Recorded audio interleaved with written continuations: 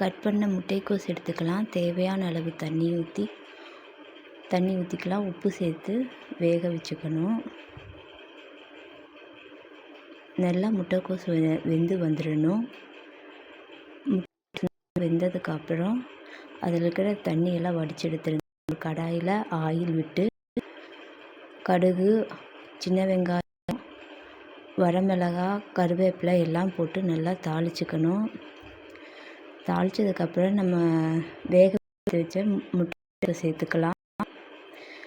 நல்லா கிளறி விடுங்க. கேஸ் சிம்மில் இருக்கணும். அதுக்கப்புறம் துருவின தேங்காய் சேர்த்து நல்லா கிளறி விடுங்க. கலர்னதுக்கப்புறம் முட்டைக்கோஸில் இருக்கிற தண்ணியெல்லாம் அவ்வளோதான், முட்டைக்கோஸ் பொரியல்